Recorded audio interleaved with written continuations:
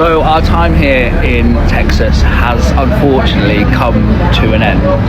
I just want to say a massive thank you to everybody who we've met along our road trip. Southern hospitality has been phenomenal. From San Antonio, Yorktown, Austin, we truly have had the best time, and you guys have made our trip even better. So thank you from the bottom of this British man's heart to making me feel like one of your own. God bless America. God bless Texas. Thank you so much, and I will see you again. A German fan is brought to tears not because Germany was eliminated from the World Cup, but because of how he was treated in America. I fall in love with this country, and this was so emotional. I even cried in the stadium. Call it a stereotype or a reputation that New Englanders are cold, even rude. But that couldn't be further away from the truth, at least not for a lot of visitors that are here for the World Cup. Sebastian Kraus has been spending the last several weeks in the U.S. following the German soccer team from Houston to Boston. Sebastian was afraid of coming over, saying that the news in Europe painted a picture of America being dangerous. But at every stop from the moment he landed, he says everyone has treated him with kindness and respect and has not felt unsafe. Americans are not rude, Germans are not rude. If we are together, we can achieve great things. Those experiences were topped by a New Englander's generosity. A Red Sox fan who, after a German celebration at Fenway Park, offered Sebastian and his friends to give him a ride to their hotel. It was a culmination of all his moments of joy that then led to this. That stranger is Bob Cyrus. He says all he wanted to do was to make Sebastian feel welcome. Love USA. Enjoy your time in the US. To me, I watched the video by myself maybe 40 times. I had tears in my eyes. Just like many others have when he's traveled the world. And yes, he too believes that New Englanders and Bostonians are actually friendly. Yeah, the World Cup is busting out all these lies, all these prejudices against America that has been going on for a while. The World Cup is coming to expose each and every lie that has been said about American people. And I love every bit of it. Watch the rest of the video, and then I'm coming back to react after this. America, the great nation. America, the greatest nation of this earth. You can't tell me otherwise. I think Americans are like that though. Like, you get on a bus in America, I'm assuming, and everyone's like, hey, how are you doing? How you doing? Like, talking and that, bruv. We do not want to know each other. Facts. English people do not want to be getting on a train silent. Get on a bus silent. We got headphones on. If someone tries to talk to me, I blatantly will allow it. What are you doing? When I was in Dominican Republic, there's bare Americans there, and it's like I'm eating my breakfast, and it's like 8 in the morning. And there's a couple there. So where are you guys from? Oh my God, London, right? Like, yeah. Leave. It's that I don't want to know you. I don't want to get to know you.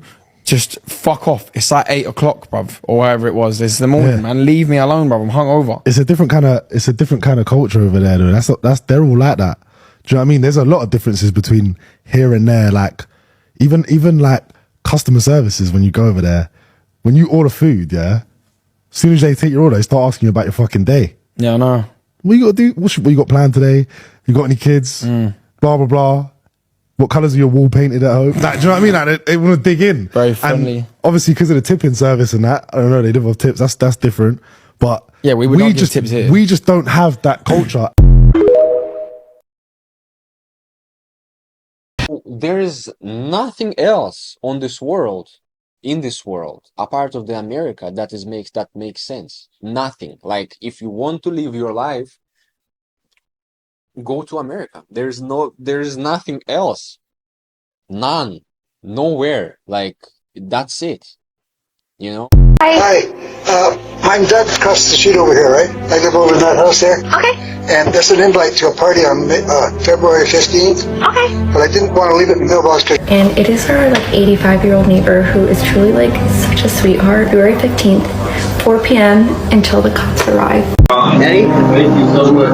Okay. I want you to be really careful. That's the reason why do you want me to set it right here? Please be healthy. Yes. That's my grandmother's recipe. Okay, my great-grandmother's recipe. It's 100 years old. I hope it will help you get better. So, I've returned to Scotland, so shall we have a debrief about America and the World Cup? Honestly, months, weeks, days before this trip, I was so close to cancelling everything. I was nervous about going back to America, but it turns out I had absolutely no reason to be. I cannot begin to explain the kindness that I was shown and that my fellow Scottish people were shown. Thank you to the FIFA volunteers.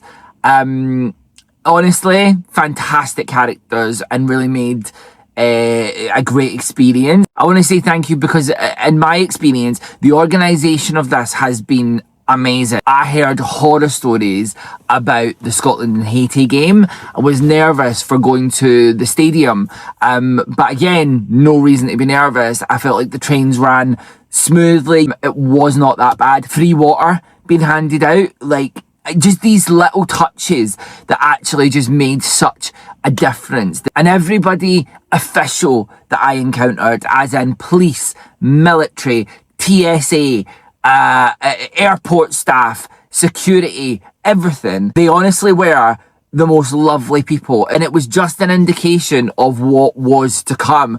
And my biggest thanks goes to the American people. Without you guys showing that sort of kindness, support, understanding, this World Cup wouldn't be the same. You guys have embraced it and embraced the visitors that are in your city, and honestly, it's gave me a revamp love for the American people. As someone who went solo, meant more to me than you might know. Makes me really want to come back and explore a lot more of what your country has to offer. Although this is a sweeping generalization, thank you, America, for being so kind to your visitors while we're here for the World Cup. I am looking at plans. I want to come back. I was just thinking about an interaction I had with an American lady the other day. She was asking me like how I've been finding it. I've been here for a couple of weeks now, like what the differences are between the UK and America.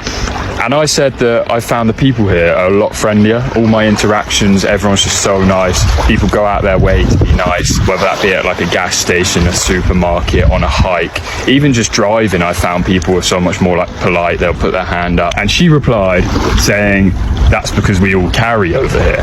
So is that the only reason people are nice? I doubt that is the case, but I'd never even thought of that possibility before, and it did make me think that could actually be why. I mean, it makes sense that if there is a risk, if you piss someone off and they got a gun, shit could go down, like you would just be friendlier, so it does make sense. So yeah, can someone let me know how big of a part does that play? Is everyone just like on edge? Is everyone wary that everyone's got a gun, so everyone's just super nice? American hospitality and the American people's friendliness in general is on another level compared to the UK. I mean, I wish I could just get myself back to the US. I wish I could stay there permanently. I feel like I'm missing out so much by missing this 254th of July. What is going on? Genuinely, I love the US. It is the greatest nation on earth. Also, link in bio if you want to help my journey. Like, go check it out, please. So I've been in the US now for 8 years, and truly, Americans are better mannered and definitely more friendly than British people. Now, I'm not saying I necessarily like that more, because being a very miserable, skeptical, boring Welsh person, that's very hard for me to come to terms with, because my love language is generally abuse of other people.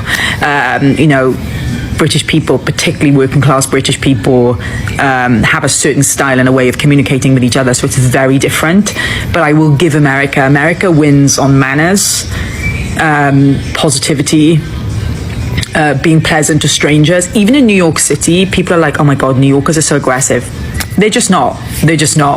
Everyone is very nice, way nicer than when I go back to the UK. Way, way nicer. I bloody love driving in America. It's such a pleasure. It's such an absolute pleasure. We've had to change our car purely because we needed to, the old car had a service, but we got this Jeep Wagoneer. It's massive. It is huge. The air conditioning is amazing. The screen is amazing. I'm even getting cold air blowing up my bottom. I love being in America. I love American cars. I love American roads, and we are having the best time of our lives. Imagine moving from a very cold place, a place where people don't even greet each other, a place where people don't interact with each other, a place where people are not warm and friendly, to moving to a good place where people interact with each other, talk to each other in a more friendly manner, say hi to each other, invite you even to a party. That is America for you. Europeans have just been mesmerized by how friendly and unkind American people are, contrary to what the media has been preaching, ladies and gentlemen. And that is what we want. This world is a friendly place, full of friendly people. And that is what America has demonstrated. Because for a long time, the media has been, the media has been putting out spells out there against America, that America is a cold place, that America is a place full of unfriendly people, full of bad mind people, full of hostile people, that when you go to America, you're going to be arrested by ICE, you're going to be detained by ICE, you're going to be deported by ICE, someone is going to cook you out, someone is going to, do some horrible things. But right now, look at what is happening. Europeans are so happy, and not just happy, but they are also surprised, especially when you're invited, even by people you've never met, to cook out. Imagine what kind of a friendliness is that. That is hospitality and friendliness on the next level. Imagine someone getting so mesmerized by the kindness and humility of the American people to an extent that this person begins to cry. Why? Because this person has been stuck on what the media has been preaching. The media has been preaching a lot of prejudice. The media has been preaching a lot of, stereotype against America for a very long time. And, sometimes when a lie is being told over 2 times, 3 times, people begin believing in those lies. People begin believing that, maybe what these people are saying, it is true. America is dangerous. That is what happens with the media. A media, whether you like it or not, the media programs people. Yes, the media programs people the way it wants them programmed, ladies and gentlemen. And when a lie is being told about America, when a bad lie or a hateful lie is being told about America, not more than once, not more than twice, not by one media, by over 10 medias, people will begin believing those lies. People will begin buying into those lies, ladies and gentlemen. Yeah, and that is what has happened. But I am so glad that this World Cup has come in and is breaking out all these lies, is breaking out all these stereotypes, and people are now getting to know the reality on the ground. Traveling is good because traveling beats a lot of stereotypes. You've seen how people meet with strangers, Americans who are strangers, and they interact and they talk to them in a more friendly manner. As we speak right now, there is not even one single guest, either from Europe, either from Asia, either from Africa, that has been detained and deported by ICE. Not even one single person, ladies and gentlemen. And that is an amazing thing. Contrary to expectations, people expected that, guests will be detained, guests will be deported, guests will be harassed by the ICE, but not even one single of them has been harassed. And that is good news. Really captivated me in this whole scenario is when I saw 2 Americans in their 60s or 70s inviting a guest in their cookout or a party. Ladies and gentlemen, a stranger. They didn't care, this is a stranger, we shouldn't invite him. This is a stranger, we shouldn't invite her. They just went ahead and invited this foreigner, ladies and gentlemen. And of course, the argument might be, it's because she's white. Even it has happened even to an African man. He was invited to a cookout party. Yeah, he was invited to the cookout party that was composed of only white people. And they were so friendly. They were so nice. They kept asking him,